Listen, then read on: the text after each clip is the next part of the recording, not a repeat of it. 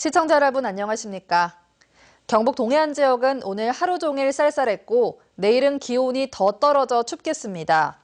오늘 아침 최저 기온은 5에서 8도, 낮 최고 기온은 13에서 15도로 하루 종일 바람이 강하게 불어 체감 온도는 더 낮았습니다. 내일은 아침 최저 기온이 2에서 5도까지 떨어져 올가을 들어 가장 낮겠고 낮 최고 기온도 13도에서 15도에 머물겠습니다. 바다의 물결은 0.5에서 2.5m로 일겠습니다. 올해 포항 지역의 사과 농사가 풍작을 이뤘습니다. 주말인 내일 포항시 기북면에선 사과 축제도 열립니다. 장성훈 기자입니다.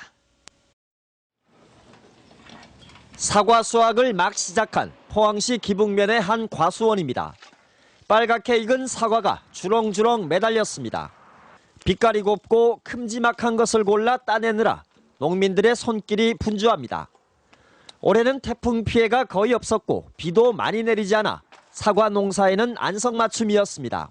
태풍이 안 와가 사과가 많이 달리고 사과가 올게 좋은 편이라 해. 그래 달고 맛있어요.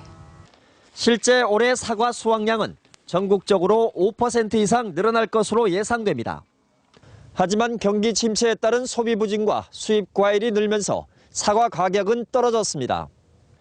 10kg 기준 상품이 35,000원으로 지난해에 비해 최대 10,000원까지 떨어졌습니다.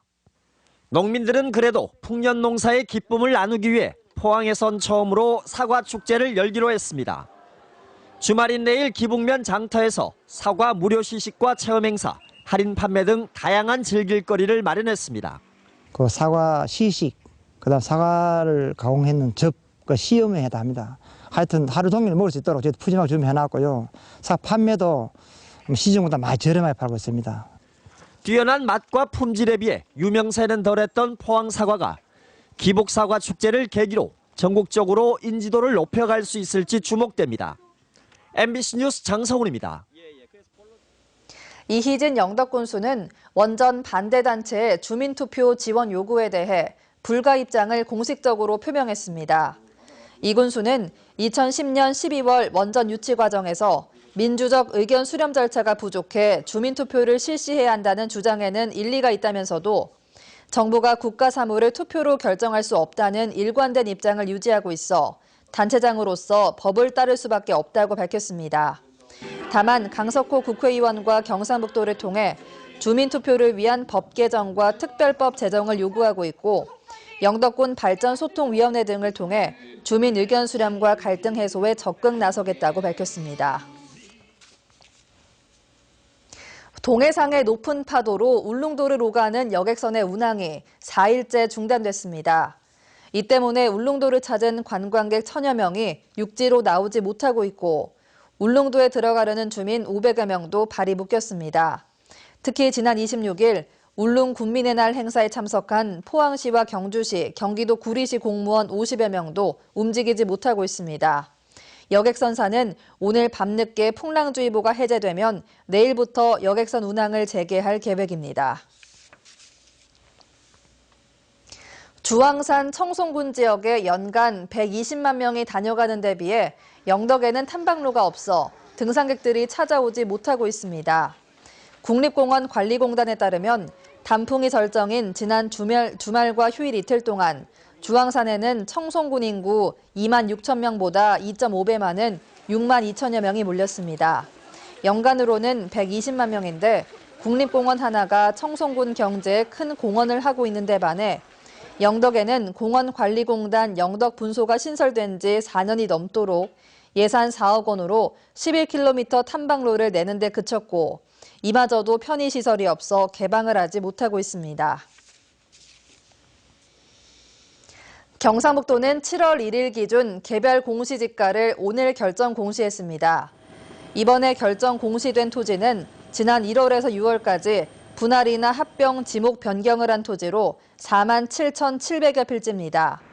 공시지가는 시군 민원실이나 경북 부동산 정보 조회 시스템을 통해 확인할 수 있으며 다음 달 말까지 이의 신청을 받습니다. 우리 쌀을 지키기 위한 다양한 행사가 오늘부터 3일간 포항 영일대 해수욕장에서 열립니다. 이번 행사에는 각 시군 대표팀이 출전한 쌀 음식 경연대회와 함께 밥과 떡, 술, 한과 등 4개 분야의 테마별 전시관, 또 23개 시군이 참여하는 가공품과 발효식품 체험관이 운영됩니다. 경상북도 우리음식연구회와 농산물가공연구회는 쌀 소비 감소에 대응하고 한식의 우수성을 알리기 위해 이번 행사를 공동으로 열었다고 밝혔습니다. 제10회 포항시 친환경 농산물 홍보 직판 행사가 오늘과 내일 이틀간 포항시청 앞 광장에서 개최됩니다.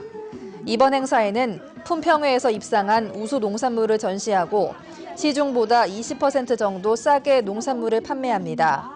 또 친환경 농업관과 곤충 생태관을 포함해 오색 가래떡과 막걸리, 곤충 음식 시식 코너도 운영됩니다.